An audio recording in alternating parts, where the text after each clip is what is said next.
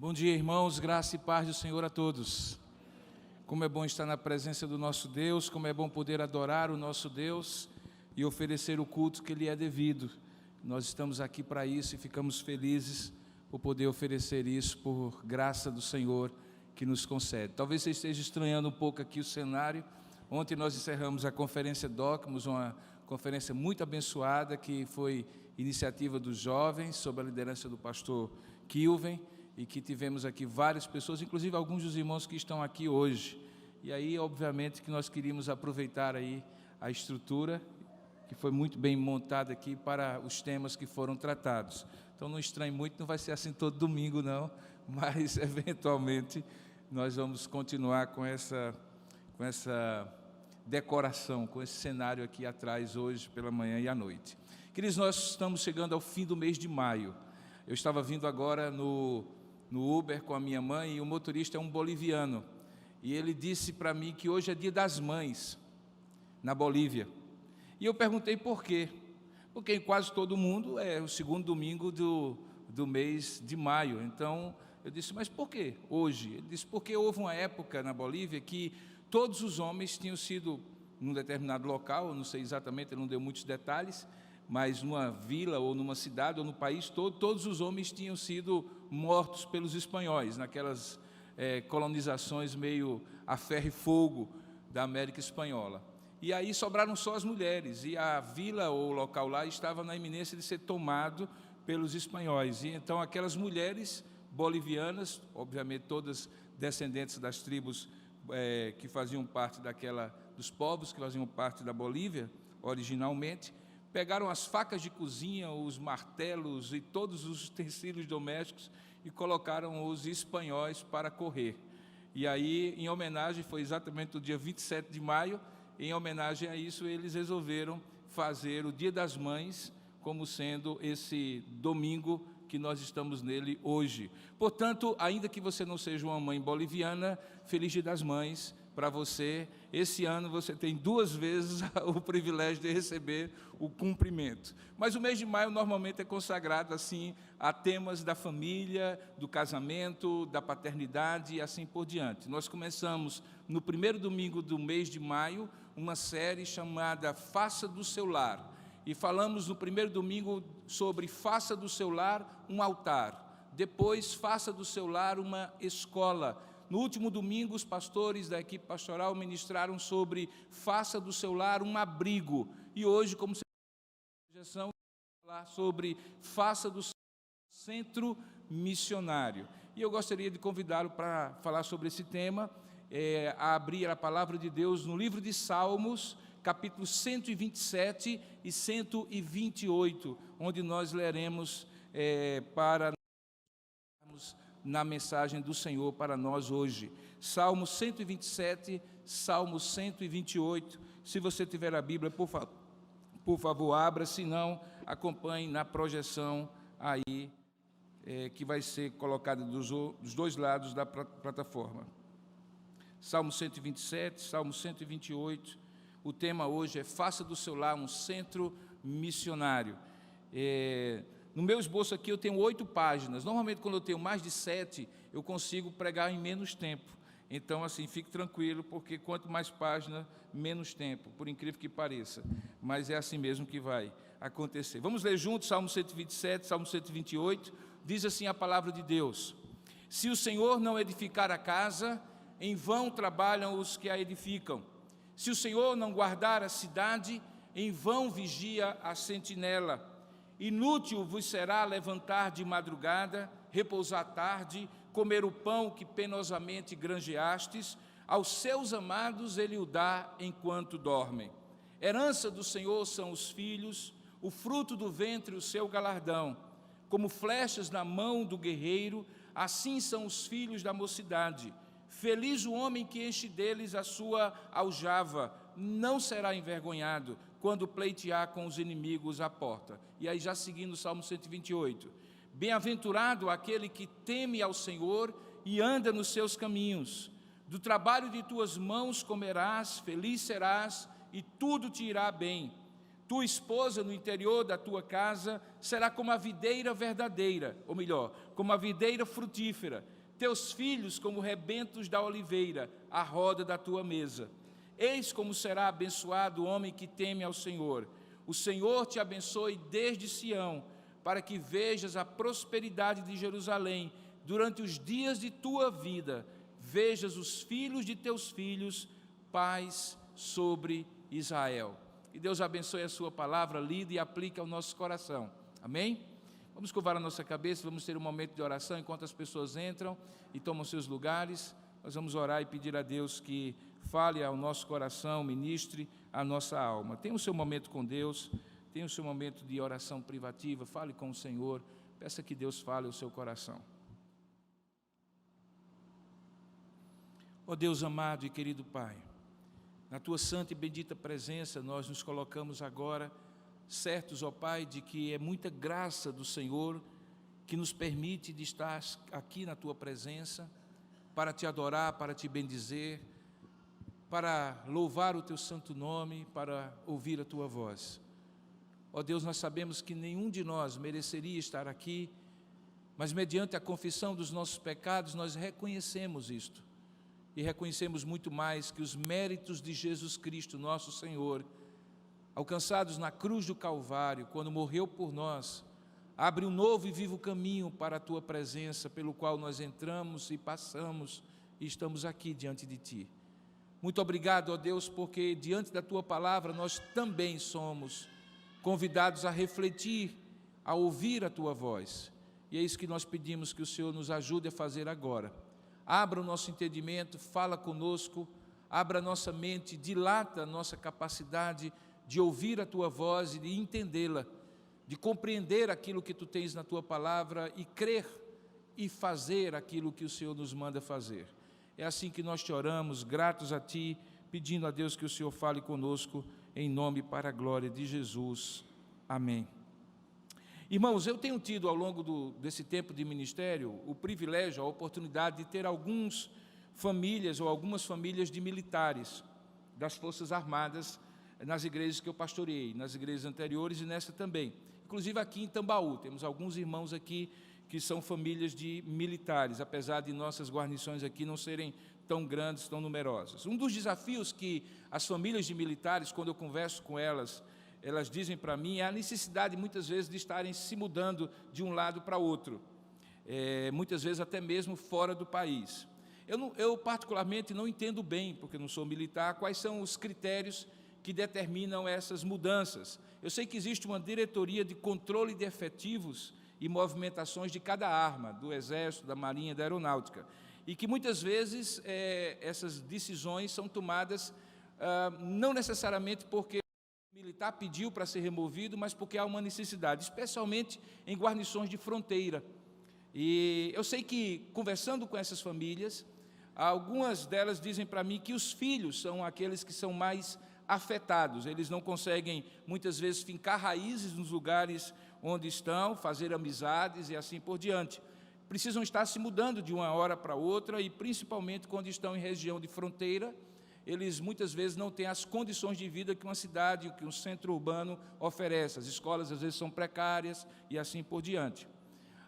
A professora Cristina Rodrigues da Silva escreveu em 2016 uma tese de doutoramento na Universidade de São Carlos, no programa de Antropologia Social, que tinha como tema o Exército como Família, etnografia sobre as vilas militares da fronteira. Ela passou quase um ano ali, numa região da Amazônia, e chegou à seguinte conclusão. A região de fronteira é considerada uma guarnição especial ou uma localidade especial categoria A, pela instituição, o que implica que é um lugar caracterizado por uma grande importância estratégica e simbólica, mas é um espaço inóspito e com condições que os militares classificam muitas vezes como precárias. Falta ou defasagem de educação, transporte, saúde, comércio e assim por diante. Eu gostaria de propor, nesta última mensagem da série, que nós fizéssemos uma analogia e pensássemos nos nossos lares, as nossas famílias, como também uma região de fronteira, como uma guarnição especial, que é caracterizado por uma estratégia também muito importante e simbólica. De tal maneira que nessa manhã, quando nós falarmos sobre faça do seu lar um centro missionário, você consiga imaginar a sua casa como uma guarnição militar, numa região de fronteira, cercada eventualmente de inimigos por todos os lados, e com a possibilidade de você fazer do seu lar um centro missionário, pelo qual você possa atingir, propagar a sua fé e atingir, afetar positivamente aqueles que estão ao seu redor. E eu explico por que eu gostaria de que você pensasse dessa forma. É porque a maneira como Deus expande o seu reino a partir de indivíduos. A Bíblia diz, Jesus, por exemplo, fala que o reino de Deus está em vós e que a experiência com Deus é uma experiência individual. Aqueles que têm a alegria de verem Deus alcançando as famílias, o cônjuge, os filhos ou os pais, os irmãos, começam a dizer, eu e a minha casa serviremos ao Senhor. E ali você tem um núcleo de testemunho, um fortalecimento em que um, quando está fraco, ajuda o outro, um, quando está desanimado, é fortalecido pelo outro e assim por diante. Então, imagine que isso, muitas vezes, é cercado de uma comunidade, de várias famílias como a nossa, mas que no dia a dia não é bem essa a realidade que nós vivemos. No dia a dia, apesar de sermos cristãos, conhecermos o Senhor, o reino de Deus está em nós, apesar de termos uma família que possa nos ajudar a crescer na graça e no conhecimento do Senhor, um núcleo como uma guarnição especial, ao nosso redor existem inimigos de todas as ordens. Um mundo, um sistema, uma cultura, um pensamento, uma cosmovisão espalhada em todos os lugares, que tem valores e crenças e objetivos contrários ao do reino de Deus. A nossa própria fragilidade como homens e mulheres que ainda são pecadores, carne, que muitas vezes nos atrai a modos de viver diferentes daqueles do reino de Deus, e também o inimigo, que é inimigo de Deus e que é nosso inimigo, que fica por trás de tudo isso, insuflando a que desistamos da nossa vida cristã. Então, quando você pensa no seu lar como um centro missionário, você pensa no seu lar como, primeiro, uma guarnição onde sua fé deveria ser nutrida, guardada, protegida, fortalecida, capacitada, cada membro desta família, a quando não estivesse em casa, quando não estivesse no contexto familiar, pudesse dar testemunho numa região de fronteira. E é justamente nesse sentido que eu convido você a voltar novamente o seu olhar para o Salmo 127 e para o Salmo 128, porque eu gostaria que você pensasse nessas palavras, especialmente naquelas que eu vou destacar, como orientações de como você pode fazer do seu lar um centro missionário. O Salmo 127 e o Salmo 128 são cânticos de romagem, ou de procissão, ou também chamado Salmos dos degraus. Eles vão do Salmo 120 ao Salmo 134, são 15 salmos de degraus, ou salmos de romagem. Para você ter uma ideia, pelo menos em 3 ocasiões, todas as famílias de Israel saíam de suas pequenas vilas, das cidades ao redor de Jerusalém, e subiam para o Monte Sião, um lugar mais alto, onde estava Jerusalém. É chamado de Salmo dos degraus porque é exatamente essa a ideia, a coreografia de famílias reunidas, o pai, a mãe, os filhos, às vezes 2 ou 3 famílias do mesmo lugar, peregrinando 3 vezes no ano, pelo menos na festa dos pães asmos ou da Páscoa, na festa das semanas e dos tabernáculos, para Jerusalém. E enquanto eles iam, eu sempre gosto dessa imagem, enquanto eles subiam, enquanto eles caminhavam de dia, descansando à noite, algumas vezes por dias inteiros, eles estavam cantando, fortalecendo a sua fé, e muitas vezes na forma de o pai dizendo um verso, a mãe dizendo outro, e os filhos repetindo para memorizar a palavra de Deus. De modo que esses salmos são salmos que também servem, além de encorajamento espiritual, de instrução. São salmos sapienciais, ou salmos de sabedoria. Esses 2 salmos, 127 e o Salmo 128, formavam uma única composição. Você percebe que o tema de um e o tema do outro é o mesmo, é sobre família. De modo que quando ela foi escrita, ou quando esse salmo foi escrito por Salomão, provavelmente é o autor, ele pensou em características que ele pudesse usar na poesia para ensinar, enquanto as pessoas subiam para o templo, os princípios da palavra de Deus para a família. E é muito claro que o foco desta ministração e desses 2 salmos é sobre a providência de Deus que dirige, que provê e que protege marido e mulher, pais e filhos. Ele começa dizendo logo assim, se o Senhor não, e aí repete, se o Senhor não edificar a casa, e repete, se o Senhor não guardar a cidade, mostrando que a nossa dependência tem que ser de Deus, ainda que devamos trabalhar para edificar a casa, ainda que devamos vigiar como uma sentinela. Então, o foco é a providência, o que Deus garante em termos de cuidado para com a família, em termos de provisão, de não deixar faltar nada, em termos de proteção, em termos de direção do que aquela família deve fazer e do que aquela família deve ser. Nessa providência de Deus, claramente, você vê algumas descrições da família. Se você voltar os seus olhos para o texto, você vai ver que uma ideia clara é que essa família é um local, um lugar, uma ambiência de felicidade, ou deve ser de felicidade, ou como diz o texto aí, de bem-aventurança. A expressão feliz, a expressão bem-aventurado, repete-se pelo menos 4 vezes nesse texto, nos 2 salmos, na versão em português. E essa família feliz é família caracterizada, antes de tudo, por uma aliança feita com Deus. Observe que a palavra Senhor, que está aí na sua Bíblia, em caixa alta, em maiúsculas, traduz a ideia do Deus da aliança. A palavra Deus em hebraico normalmente é a palavra El ou Elohim, mas aqui nós temos a palavra Jeová ou Iavé ou Javé. E quando os judeus usam esse nome sagrado, eles chegam nem mesmo a pronunciar, eles estão imaginando não o Deus que todo mundo sabe que existe, ou até mesmo o Deus que alguns chamam de algumas divindades pagãs, mas o Deus que fez aliança com Israel. Portanto, quando por 6 vezes nesses 2 salmos, a ideia de felicidade em 4 ocasiões é juntada com a ideia de aliança com Deus, nós chegamos à conclusão que o que o salmista está querendo dizer é que a felicidade do lar tem a ver com a aliança que esta família faz com Deus. Essa é a razão porque, por 2 ocasiões no Salmo 128, você pode ver aí, existe a ideia do temor do Senhor. Logo no primeiro versículo diz assim: bem-aventurado é o homem que teme ao Senhor.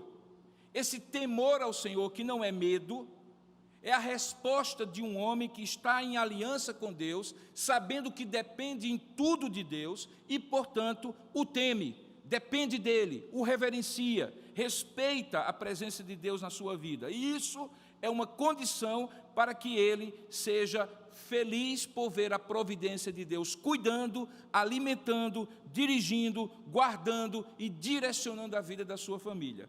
É nesse contexto que eu gostaria de retirar uma fatia, fazer um recorte e olhar junto com você, nos versos 3 a 5 do Salmo 127, e no verso 3 do Salmo 128, um aspecto dessa bem-aventurança e que tem a ver com o tema de hoje.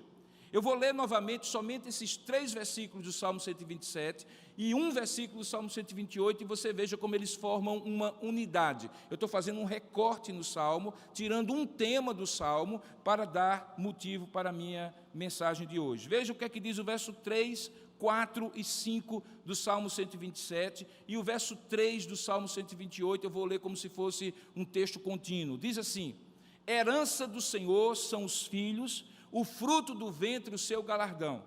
Como flechas na mão do guerreiro, assim os filhos da mocidade. Feliz o homem que enche deles a sua aljava, não será envergonhado quando pleitear com os inimigos à porta. Tua esposa, no interior da tua casa, será como a videira frutífera, e teus filhos como rebentos da oliveira à roda da tua mesa. Perceba que 2 metáforas são colocadas pelo salmista. A primeira, de comparar os filhos como flechas. e comparar a esposa como uma videira frutífera e os filhos como rebentos de oliveira. Se você pensar que essa era a forma como o povo judeu pensava, na verdade, como os povos semitas de um modo geral, você então vai entender que eles simplesmente não dizem, como nós dizemos no Ocidente, olha, eu gostaria de lhe dar 3 argumentos para você entender essa coisa. Não, eles fazem uma comparação. Jesus, inclusive, fez isso muitas vezes, usando parábolas, alegorias, símiles, metáforas, figuras de linguagem que eram cotidianas, que as pessoas conheciam, e que, portanto, elas podiam se relacionar com elas, entender o que ele estava dizendo. Então, quando o salmista diz assim, olha, os seus filhos como flechas, usando essa metáfora, certamente qualquer judeu iria logo imaginar que aquela ideia era de uma aljava, daquele saquinho de couro colocado nas costas ou do lado, cheio de lugarzinhos onde ele colocava as suas flechas, e de manhã cedo, quando eventualmente ele ia caçar, ou quando ele ia viajar, para não estar desprotegido, ele levava o seu arco traçado sobre o peito, com a sua aljava às costas, e aquelas flechas ali garantiriam para ele algum tipo de segurança contra os inimigos. Então, quando ele fala, os seus filhos são como flechas, essa imagem mental que vinha à mente dos leitores desse salmo. E, ao mesmo tempo, quando ele fala de que a esposa é uma videira frutífera e os filhos como rebentos de oliveira, imediatamente o judeu vai lembrar que existia para ele 3 árvores sagradas, não sagradas misticamente falando, sagradas porque implicavam na sustentação da economia deles, a videira, a oliveira e a figueira. Dessas 3, ele cita 2, e nós vamos entender o que elas significam. Mas quando eles ouvem, imediatamente eles imaginam aquela videira esparramando-se sobre a vinha, ou aquela figueira grande, ou aquela oliveira grande, com seus troncos fortes, dando as olivas e delas tirando os óleos vários para as várias funções da economia doméstica. Então era assim que os judeus viam, daí porque quando no Novo Testamento Jesus quer dar lições, ele diz assim, olha, vocês valem mais do que os pardais, do que as aves dos céus. Olha, vocês valem mais do que os lírios do campo. Nem Salomão em toda a sua glória se vestiu como um deles. E aí logo os judeus juntavam A com B e diziam assim, mas que coisa gloriosa, de fato. E era assim que eles então raciocinavam, eles raciocinavam por comparações de imagens. Voltando então a essas 2 metáforas, dos filhos como flechas, da esposa como videira e dos filhos como rebentos de oliveira, eu gostaria que você refletisse comigo em 2 aspectos apenas. O primeiro deles é que nosso lar é um centro missionário quando nós criamos os nossos filhos para defender e proclamar o temor ao Senhor, que faz parte da aliança que nós temos com Deus. Vou repetir. Nosso lar é um centro missionário quando nós criamos os nossos filhos para defender e proclamar o temor ao Senhor como expressão da aliança de Deus conosco. Eu estou aqui enfatizando nesse primeiro ponto a influência que o nosso lar deve ter, tanto no aspecto apologético de defender das portas para dentro aquilo que nós cremos, como no sentido proclamacional, no sentido de deixar que outras pessoas conheçam as verdades que nós cremos e os valores pelos quais nós devemos viver. Se você voltar ao texto, você vai ver que isso fica claro nos versos 3, 4 e 5 do Salmo 127. Como você sabe, a poesia hebraica não faz rima sonora. A poesia hebraica se estabelece pela repetição de ideias. Assim, veja, os filhos é uma expressão equivalente a fruto do ventre, e a herança do Senhor é equivalente a galardão. E aí você lê da seguinte maneira: herança do Senhor ou o fruto do seu ventre são os filhos, também são o seu galardão. Em outras palavras, os filhos que são fruto do seu ventre são a sua herança e também o seu galardão. Pensando nisso, veja que o foco é que os filhos são dados por Deus para nós, como uma herança espiritual. Veja, eles não apenas são nossos herdeiros, mas eles são a herança que nós herdamos do nosso Pai. Esse é o sentido do texto. O sentido do texto é que nós, apesar de sermos aqueles que geramos os nossos filhos são herança dada por Deus para nós. Obviamente, cada um de nós sabe, nenhum de nós escolheu em que família nascer, que pai ter, que mãe ter. Também os nossos filhos não podem ser escolhidos assim, por critérios objetivos. Nós os recebemos, seja gerando-os ou adotando-os, com aquela certeza de que Deus os trouxe para nós. E a ideia, portanto, é que nós somos herdeiros de Deus, e a nossa herança é os filhos. E porque nós somos apenas instrumentos para eles virem ao mundo, e não a causa, ou a razão primeira ou mais profunda para eles existirem, então nós devemos vê-los como presentes, ou, como é a expressão bíblica, galardão de Deus, e não como um pagamento por um mérito nosso, não como um crédito porque nós fomos meritoriamente dignos de receber. Tanto é que a palavra herança aqui, em hebraico, a palavra nahalar, é usada 222 vezes no Antigo Testamento, e traz sempre a ideia de algo, uma propriedade, que é prometida e passada de pai para filho, e por isso é inalienável e perpétua. Em outras palavras, uma propriedade que se recebe por herança, no direito judaico, não pode ser dado por penhora. É inalienável, não pode, é perpetuamente daquela pessoa que a recebe. Quando ele então diz que os filhos são herança do Senhor, ele está dizendo assim, vai ser para sempre, querido. Pequenininho ou grande, e até você morrer, eles são a sua herança. Em várias fases da vida, você haverá de ter um papel importante na vida deles, mas você nunca deixará de ser o pai e nunca deixará de ser a mãe desse filho ou dessa filha. É uma herança que Deus lhe deu. Calvino comenta essa passagem dizendo o seguinte: a palavra hebraica sahar, que é traduzida por galardão, diz Calvino, significa todos os benefícios que Deus outorga aos homens, como é evidente em muitas passagens da Escritura. O significado, diz ele, é que os filhos não são frutos do acaso, e que Deus, como bem lhe parece, distribui a cada pessoa a sua parte de filhos. Além do mais, como o profeta reitera a mesma coisa duas vezes, os termos herança e galardão devem ser entendidos como equivalentes, pois ambos são colocados em oposição ao acaso ou ao vigor dos homens. Quanto mais forte um homem parece ser, tanto mais apto ele é para a procriação. Porém, Salomão declara o contrário, que mesmo aqueles que são capazes de gerar se tornam pais apenas quando Deus outorga a eles essa honra. Sabe, irmãos, hoje é importante enfatizar isso.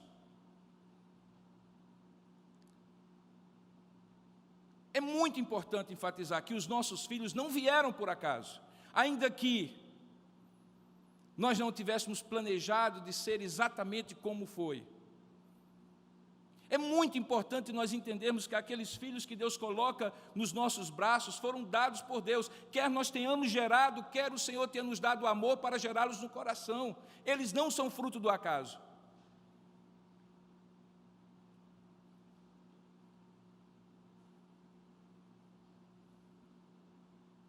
Eles são dados por Deus. Eles são herança do Senhor, eles dão trabalho, verdade, nós também demos o nosso. Nem sempre reconhecemos o que os nossos pais fizeram por nós e não pensem o contrário, os nossos filhos nem sempre vão reconhecer o que fizemos por eles, ou o que ainda fazemos. Mas eles são presentes de Deus, e muitas vezes são presentes de Deus para tratar o nosso caráter. Se eu os entendo como um acaso, eu os trato como um acaso. Se eu os entendo como um peso, eu os trato como um peso. Mas se eu entendo como uma dádiva que Deus me deu, uma herança do Senhor para mim, Deus me dá um presente chamado filho. Deus me dá um presente chamado filha. E como um presente, lembra, sua mãe ensinou isso. Quando você recebe um presente, você deveria dizer, obrigado. Filho, diga obrigado. Eu estou vindo aqui hoje pela manhã para dizer assim, diga, obrigado. Obrigado, Senhor, pelo filho que o Senhor me deu. Obrigado, Senhor, pela filha que tu me deste. Na mesma direção, o salmista compara agora os filhos como flechas. E ele faz algumas afirmativas. Veja, a primeira é que os filhos de um homem são como flechas na mão do guerreiro. O contexto aqui é claramente de um eventual conflito. Os filhos são instrumentos de defesa e de ataque para os pais. Especialmente quando, e olha a sabedoria aqui, eles são gerados na mocidade dos pais, para que quando os pais estiverem já senis e cansados da vida, os filhos agora na sua maturidade possam ser capazes de, no auge do seu vigor físico, laborativo, intelectual, além de amadurecidos espiritual e emocionalmente, ajudarem seus pais como flechas ajudam aqueles que os têm na aljava. A segunda verdade sobre flechas que ele diz aqui é que, diferentemente do que se defende nos dias atuais e que a conveniência de alguns acaba levando-os a optar por somente um filho ou até mesmo por não ter filhos, há uma felicidade, irmãos, em encher a aljava de filhos. Eu estou plenamente consciente, porque sou pai de 3, que moram fora, que precisam de minha ajuda em dólar, e eu oro para que o governo dê certo, nem que seja por motivos os mais egoístas possíveis, porque toda vez que dá errado o dólar sobe. Eu sei que eles são caros, uns mais, outros menos, mas a verdade é que eles são mais do que um peso econômico, e por isso eles não devem ser encarados como uma opção. Se eu tiver mais um, vai ficar mais difícil, vai ficar mais assim e assim por diante. Quando a minha mãe conta a história de como veio do Ceará fugindo da seca de 1950, com o pai e a mãe e mais 12 irmãos, sendo ela a mais velha. Eu não sei se você sabe, a mãe dela que já faleceu, a mãe de minha mãe, eu a chamava de vovó do cuscuz e nunca soube por quê. Eu descobri depois de velho. É porque, como era costume, todas as vezes quando eu ia visitá-la, só ter cuscuz para comer, eu a chamei de vovó do cuscuz, mas eu depois descobri que por que só tinha cuscuz para comer, porque o cuscuz era a parte fácil e barata de fazer. Fazia um cuscuz grande, botava os filhos todos ao redor da mesa, botava manteiga por cima e todo mundo tomava café feliz e satisfeito. 14 filhos. Eu não estou sugerindo que você tenha nem sequer a metade disso, 7. Mas eu estou dizendo para você que se você tiver 1, ou 2, ou 3, ou 4 e surgir mais um, não acho que isso é um estorvo. Não acho que isso é um peso. Também não estou repreendendo se você entender como família que você deve ter só um filho. Eu estou apenas dizendo que você entenda que o texto fala que encher a aljava de flechas que são os seus filhos permitem que você tenha a alegria, verdade, as tristezas e dores, mas também a alegria de ver muitos caminhando com o Senhor. Daí porque Calvino novamente nos ajuda a compreender quando ele diz assim, sabe qual é o privilégio de ter a aljava cheia de flechas? É que o salmista acrescenta um segundo favor de Deus, é que você vai ter a possibilidade de formar a mente, os valores, o caráter, de pessoas, de mais pessoas, que você um dia, quando não estiver aqui, vai deixar como herança para o mundo. Você imagina que você pode estar nesse exato momento, queridos, nesse exato momento, criando um filho ou uma filha que pode descobrir a cura para o câncer. Você não sabe. Que nesse exato momento você pode estar criando um filho ou uma filha que vai ser o próximo presidente desse país. Você não sabe.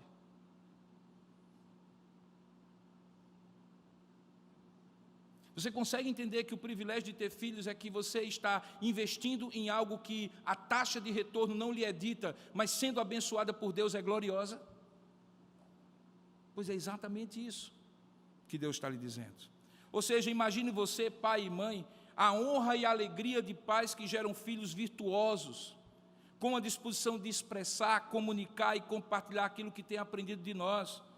Veja isso como uma contribuição que você dá para o mundo, para as próximas gerações, a fim de que os valores do reino de Deus que você está incutindo nessa criança e o temor do Senhor sejam manifestados em épocas que vão ser muito difíceis encontrar fé no mundo. E aí você veja uma imagem.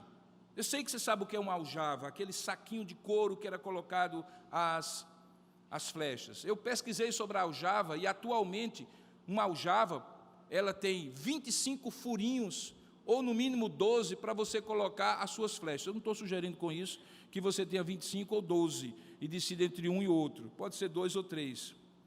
Mas preste bem atenção, você pode ter outros, além daqueles que você gerou. Toda vez que essas crianças saem daqui, sabe, todas as vezes, é uma emoção muito grande no meu coração, todas as vezes que elas saem, elas passam ali na minha frente, eu sento normalmente ali, eu olho para eles, alguns, de um domingo para outro eles crescem. Você não percebe, porque você é pai, eu não convivo de um dia a dia, aí eu vejo, ele cresceu. O menino começa a ter jeito de rapazinho, a menina começa a ter jeito de mocinha, a gente vê nascer, consagra a Deus pelo batismo, e eles vão crescendo, sabe, eles não são só seus filhos, eles são também meus filhos.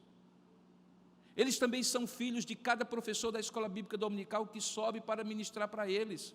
Eles são filhos de você que é mãe e pai do coleguinha deles, e que os recebe em casa no final de semana, ou que manda seus filhos para a casa deles no final de semana, e que telefona preocupado quando vê algum mau comportamento, porque a gente deveria fazer isso, sabia? E pai e mãe que se sente ofendido quando um irmão da igreja ou um amigo sincero diz alguma coisa que lhe ajude a educar o seu filho, é bobo, é tolo. Porque a melhor coisa do mundo é você ter vários pais e várias mães que de uma forma ou de outra lhe ajudam nessa difícil tarefa de deixar para o mundo filhos virtuosos. Portanto, os filhos que você ensina, os filhos com quem você convive no condomínio que não são seus, mas são dos seus familiares, das suas amizades, são seus filhos.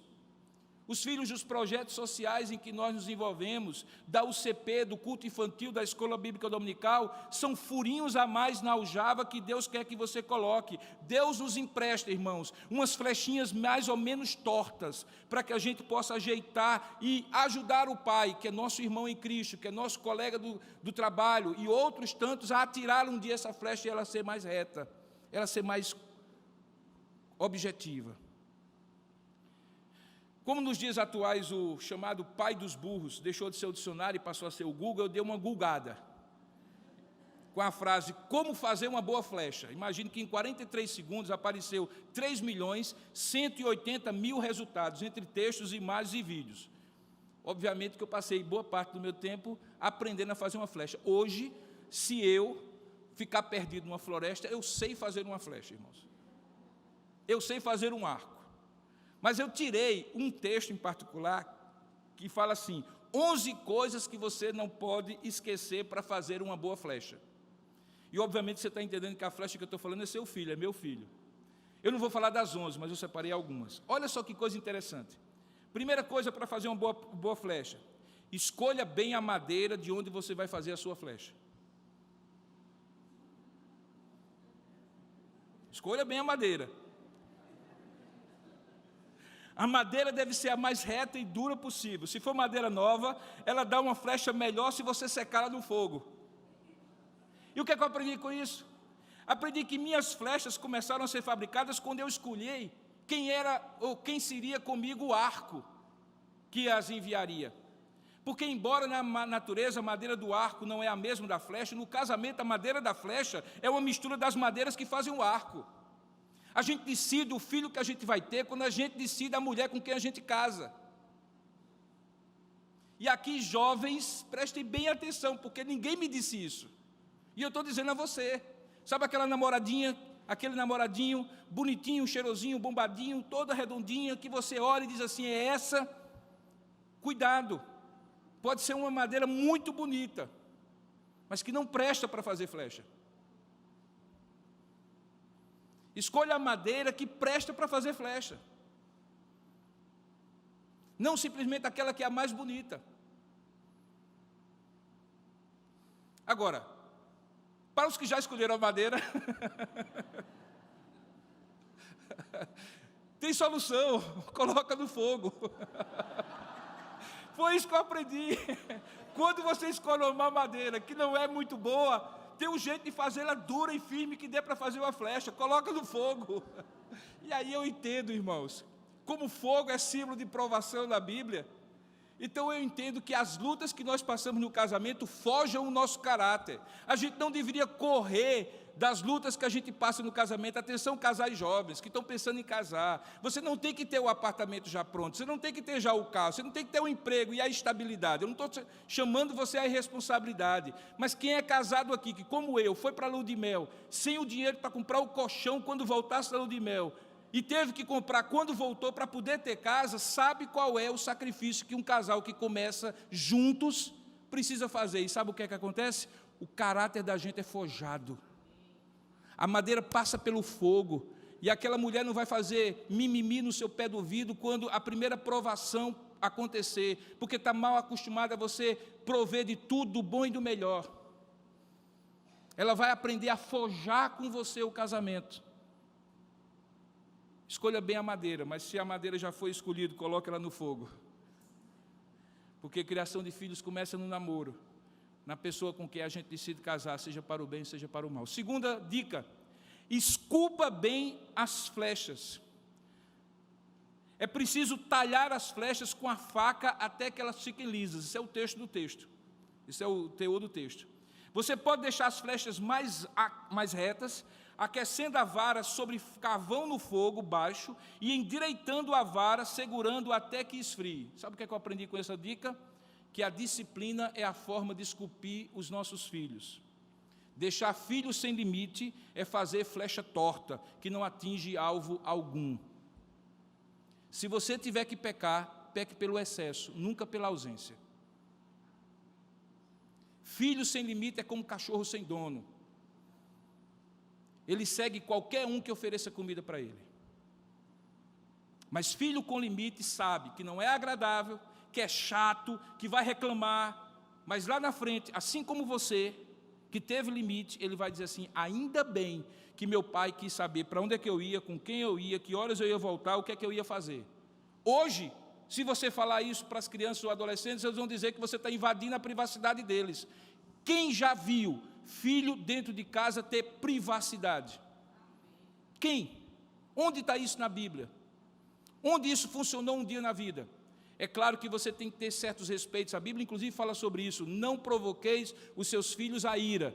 Isso está falando de excesso, de intromissão indevida, de vida tirânica, de abuso sexual, físico, espiritual, emocional, psicológico. Mas não é disso que eu estou falando. Eu estou falando de limite.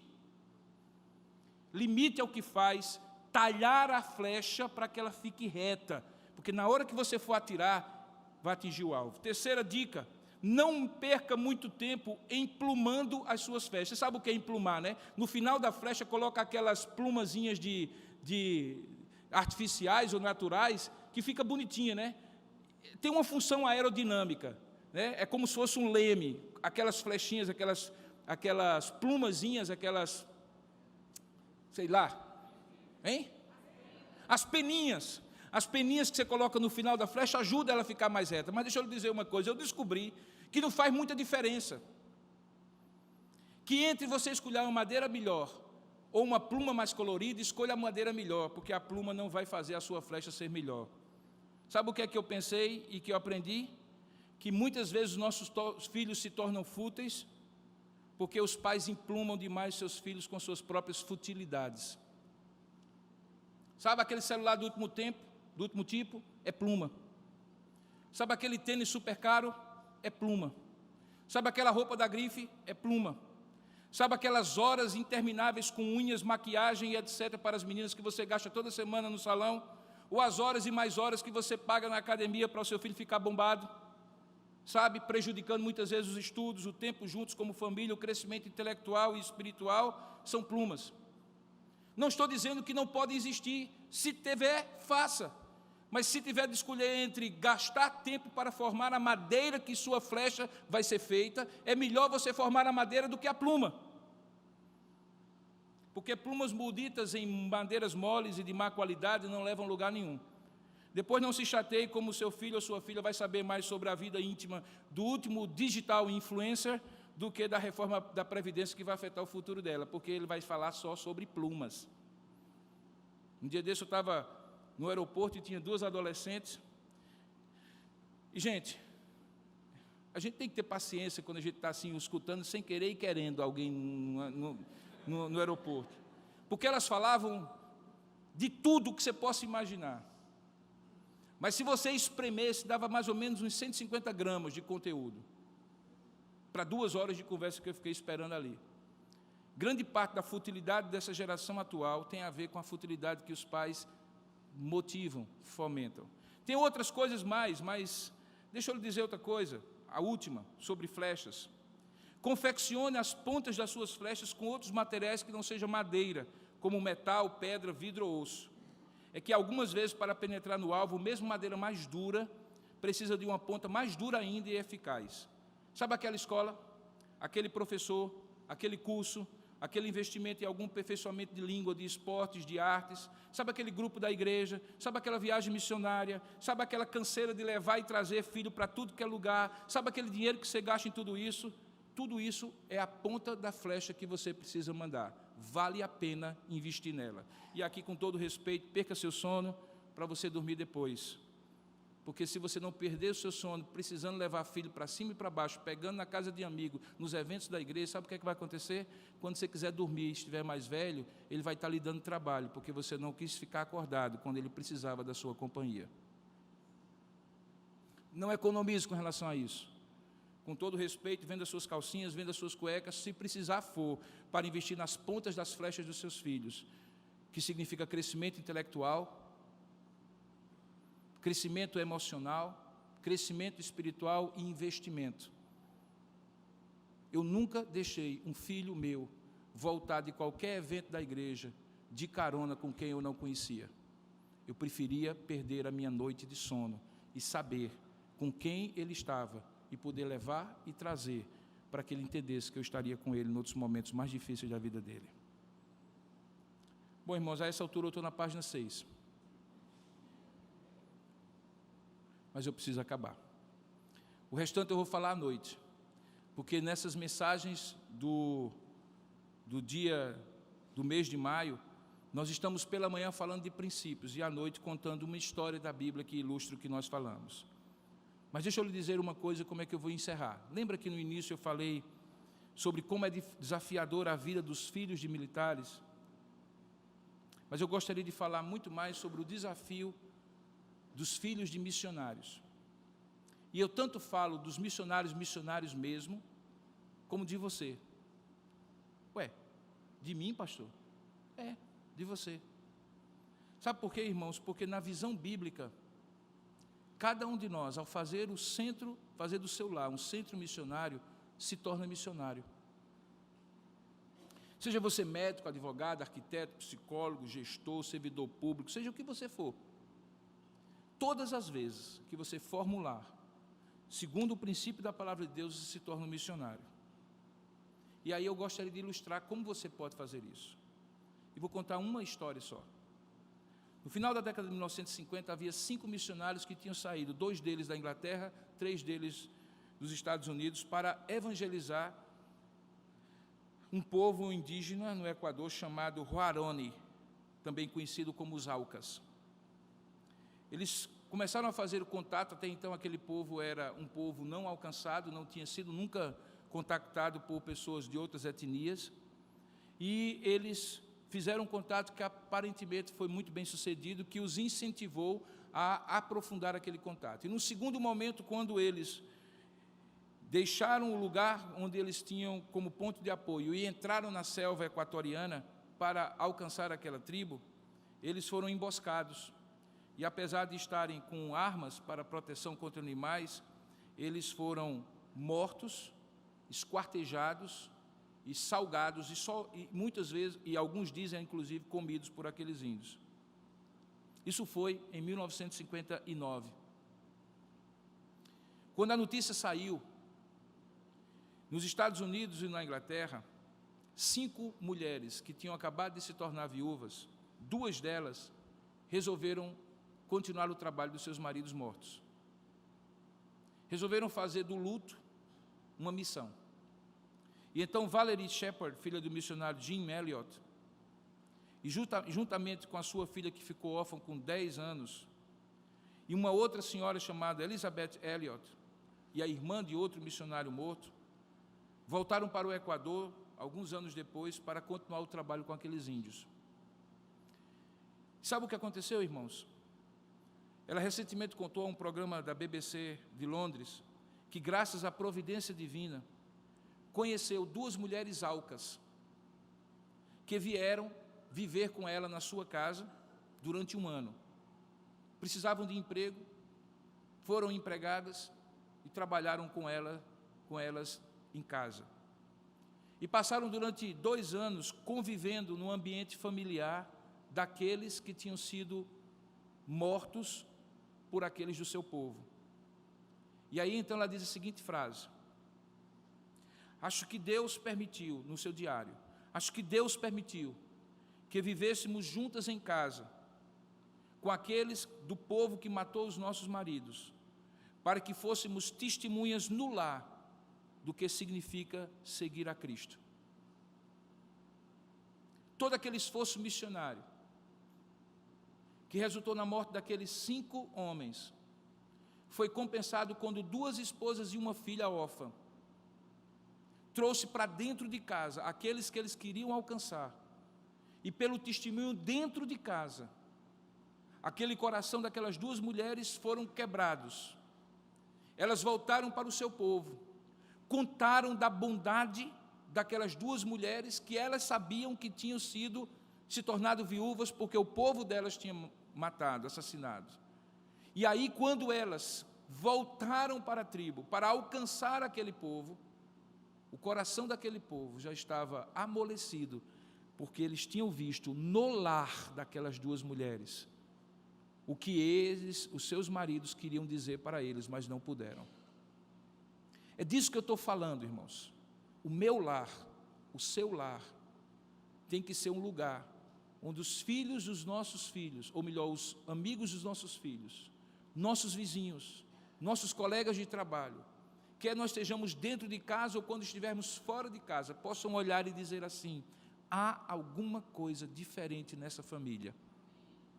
E o que há de diferente nessa família não é que eles são perfeitos, é que eles servem a um Deus perfeito. Não é que eles não têm problemas, é que eles contam com Deus para superar os seus problemas. Não é que os filhos deles são perfeitos, mas é porque eles são disciplinados no temor do Senhor, para aprenderem a ser flechas retas que possam ser atirados. Faça do seu lar um centro missionário. Os pequenos da sua casa estão olhando e vendo a sua vida, e a Bíblia que eles ainda não conseguem ler, sabe qual é? É a sua vida. A sua vida é a Bíblia que seus filhos veem e leem cada dia. Um dia, quando eles puderem ler, eles vão conferir se aquilo que está escrito combinava com aquilo que era vivido em casa. E eis aí o grande desafio. Eu não sei você, meu irmão, mas à medida em que Deus foi falando ao meu coração sobre isso, já tendo os filhos fora de casa, eu voltei a alguns momentos de volta no tempo e pensei assim: meu Deus, eu poderia ter feito um pouco mais. Graças a Deus, meus filhos estão caminhando com o Senhor. Eu posso garantir a você que talvez o medo que um pai ou uma mãe cristã nunca vão se livrar, não é apenas o medo de ter que enterrar um filho, uma dor lancinante, sem dúvida alguma, mas há um medo maior, que é o medo que talvez o filho ou a filha que foi criada no caminho do Senhor, quando crescer, vai abandoná-lo. Você não tem garantia de que se você fizer tudo certo, vai dar certo, mas eu vou lhe dizer uma coisa: se você fizer tudo errado, você tem a garantia de que vai dar errado. Então faça o certo, faça do seu lar um centro missionário, enquanto eles estão ali com você. Faça suas flechas retinhas, para que eles atinjam o alvo que Deus tem para eles. Que Deus possa abençoá-lo. Amém. Curva a sua cabeça por um instante, vamos pedir isso a Deus. Seja qual for a condição que você esteja, talvez ainda jovem, solteiro, solteira, pensando em casar, ou já com os filhos aos seus cuidados, coloque isso diante de Deus, peça ao Senhor que lhe ajude a criar filhos no temor do Senhor. Ó Deus amado e querido Pai, nós nos submetemos a Ti, Senhor, humilhados por sabermos que não temos a condição de ver tudo isso acontecendo no nosso lar, sem a Tua graça, sem a Tua ajuda, sem a tua provisão, providência e direção. Por isso nós reconhecemos agora a nossa dependência de Ti. Agora entendemos melhor que se o Senhor não edificar o lar, em vão trabalham os que edificam. E o que nós te pedimos, sim, Pai, edifica o nosso lar. Ajuda-nos a fazer do nosso lar um centro missionário. Talvez nossos filhos não serão pastores, missionários ou evangelistas, mas o que quer que eles sejam, eles levarão consigo os valores, o temor do Senhor no coração, para que eles sejam flechas retas, bem atiradas, que possam alcançar os objetivos que o Senhor tem para eles. Ajuda-nos, ó Pai, que essa reflexão nos leve a humildemente reconhecer o quanto precisamos de Ti, mas também o quanto precisamos ser sérios na criação dos nossos filhos, o quanto precisamos criá-los no temor do Senhor. Ajuda-nos com sabedoria e graça, renova forças físicas, emocionais e espirituais de famílias e de pais que estão aqui. Abençoa casamentos que estão aqui, Senhor, na iminência, Senhor, de serem desfeitos. Ó Deus, tenha misericórdia para que isso não aconteça. Tenha misericórdia para que as desavenças, os desencontros, as mágoas, os ressentimentos sejam curados. E que isso também seja exemplo para os filhos que estão vendo que pecadores como nós somos podem contar com o Teu perdão quando arrependidos confessam a Ti. Que eles aprendam esse caminho conosco. Nós damos testemunho para eles, Senhor, não apenas quando fazemos o certo, mas também quando corrigimos o errado. Ajuda-nos, Senhor, e ajuda os nossos filhos. Rogamos por eles, porque hoje os alvos são confusos. Podemos atirar flechas retas, bem construídas, e os alvos mudarem de lugar. Os valores na sociedade mudarem de lugar. E talvez essas flechas fiquem perdidas, sem saber o que atingir. Ó Deus, ajuda-os também para, quando crescidos, poderem saber mudar de direção, para atingir o alvo certo, para a glória do Teu santo nome. É assim que nós te oramos, em nome de Jesus. Amém, Senhor.